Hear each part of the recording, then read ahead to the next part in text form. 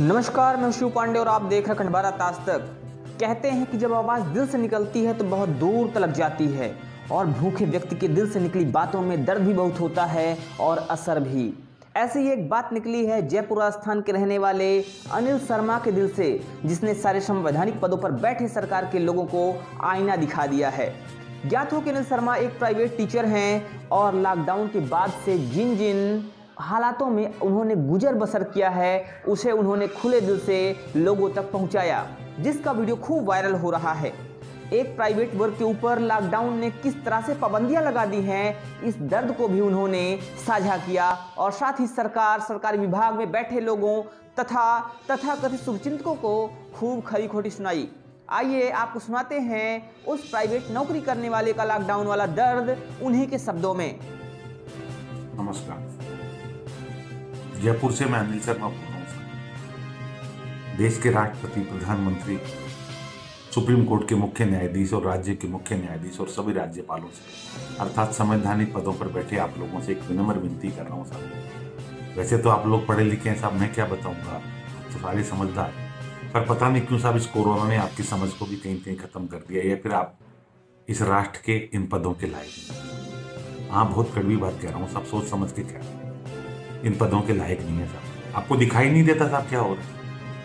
इस कोरोना की महामारी में सारी परेशानी के बावजूद बहुत सारे वर्ग ऐसे हैं जिनका आज भी लॉकडाउन लगा हुआ है। उनमें से एक हम स्कूल वाले, सरकारी स्कूल के टीचर्स को पूरा वेतन मिल रहा है साहब। उनके लिए 2 साल लॉकडाउन के 2 साल लॉकडाउन लगे तो फर्क नहीं पड़ता था। सरकारी कर्मचारी के भी कोई फर्क नहीं पड़ता था। आप बड़े लोगों के तो कहाँ से फर्क पड़ता होगा साहब? आपको तो लाखों करोड़ रुपए वेतन के बाद भत्ते और मिलते हैं, हमको तो भत्ता नहीं साहब, वेतन ही मिलता है, पर वो भी 8 महीने से नहीं मिलता। और पहले जो मिलता था वो इतना सा होता था कि 1 आध महीने का बचता है साहब। हमने 8 महीने घर कैसे चलाया होगा, कभी सोचा है साहब आप? हैं, हम चोरी छुपे अगर पढ़ाने लग जाए बच्चों को ट्यूशन तो एसडीएम तहसीलदार पहुंच जाते हैं। शर्म नहीं आती उन लोगों को? खुद नामांकन खोलने में चोरी करते हैं, बिना चोरी के एक कदम एक तहसीलदार नहीं उठाता। फिर हम लोग थोड़ा स्कूल खोलने अपने दाल रोटी कमाने के लिए तो हमारे पे जांच करने बैठ जाएंगे। हमारे जयपुर के जिला शिक्षा अधिकारी ने 1000 आदमियों की फौज बनाई है साहब। ये इसलिए बैठे हैं क्या साहब? कमाल कर रहे हो आप, तनख्वाह पूरी लो, हम भूखे मरते मर जाएं, ये मंजूर है आपको, पर शिक्षा देके कुछ बच्चों को पढ़ा कर ले मंजूर है नहीं आपको? आपको भी मालूम है साहब ये कोरोना कैसे फैलता है क्या नहीं फैलता है। आपकी बस की चले तो लॉकडाउन लगा दो, पर आप इसलिए नहीं लगा रहे कि लोग भूखे मर जाएंगे। फिर आपने ये क्यों नहीं सोचा साहब हम भी तो भूखे मर जाएंगे? कमाल है साहब। राष्ट्रपति और राज्यपाल महोदय से और chief justice of supreme court से विशेष रूप से कहना चाह रहा हूँ साहब, आपका मौन अखरता है। इस पद के साथ न्याय करना सीखे साहब इस व्यवस्था में आप, वरना क्या जरूरत है ऐसे पदों की? क्यों करोड़ों रुपए लेके ऊपर वाले को क्या जवाब दोगे साहब? आप तो सोचो, आपने कभी किसी ने सोचने की कोशिश की क्या? किसी व्यक्ति ने? इसका मतलब सोच ही नहीं है आपके साहब। आप दोष देते हो, ये कठोर शब्द यूज कर रहा हूं, मैं मानता हूं मुझे सजा हो सकती है, पर परवाह नहीं है साहब। अगर किसी को आईना दिखाने से मुझे सजा मिलती है तो मंजूर है, पर कम से कम मुझे बोलने का हक लोकतंत्र ने दिया है। पर आप तो लोकतंत्र को खा चुके हो साहब। काय का लोकतंत्र? कोर्ट में कोई फैसला लगाए, हमने एक केस लगाया था किसी लाचारी का साहब, 1-1.5 साल की तारीख मिली, धन्य हो साहब, 1.5 साल, बहुत अच्छा है साहब। आपको हजारों एप्लीकेशन देते हमारे राजस्थान के राज्यपाल महोदय से 5-6 बार एप्लीकेशन दी कि कोरोना हो जाएगा। धन्यवाद साहब। क्या करेंगे साहब आप रहकर? हो जाने दो कोरोना, आपको क्या फर्क पड़ता है साहब? हमको कोरोना हो रहा तो फर्क नहीं पड़ता ना आपको? इस लोकतंत्र में तो नौकर है ना साहब आप हमारे, जनता के कहते हैं, आप हमारे सेवक हैं, हम हमारे कर्मचारी। क्या हुआ साहब, कर्मचारी को कोरोना हो जाए? नहीं होना चाहिए ना, मालिक को हो जाए कोरोना।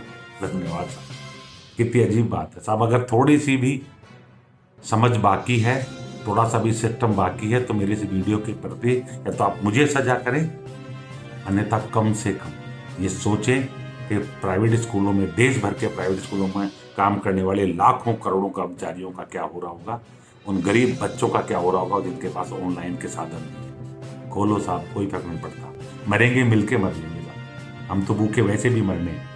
ये कोरोना किसी घर में गांव में नहीं रहता। और आपने एक चीज और देखी होगी साहब, ये बड़े बड़े लोगों को होता है कोरोना, गरीबों को थोड़ा कम होता है। मैंने तो किसी गरीब का अखबार में नहीं पढ़ा, या तो फिर आप छापते नहीं होंगे, बाकी नहीं पढ़ा। क्यों नहीं होता कि मेहनत कश लोग के कहां से होगा? ये तो उन लोगों को होता जो एसी में बैठ के दूसरे की कमाई खाते हैं। और होना भी चाहिए, भगवान करे उन सबको कोरोना हो जाए, कलश कटे साहब इस झगड़े का साल है, जो होगा जो देखा जाएगा। सोचिएगा साहब इन प्राइवेट स्कूलों का क्या होगा। कोई तो आदमी बाहर निकल कर आए, कोई तो विधायक हो, लाखों करोड़ों 547 45 सांसद हो, लाखों विधायक हो, एक को भी शर्म नहीं आई आपको कि 6 महीने में क्या हो रहा होगा? अरे आप इतना खाते हो, छोड़ दो अपने वेतन का कुछ हिस्सा थोड़ा सा इन प्राइवेट स्कूल के टीचर्स और इन कर्मचारियों को दो, गरीब को, ताकि इनका घर का निवाला भी चले। कमाल है साहब। जो सजा कर सको, मेरा वीडियो मौजूद है। मेरा नाम अनिल शर्मा है, जयपुर मानसरोवर का रहने वाला हूँ।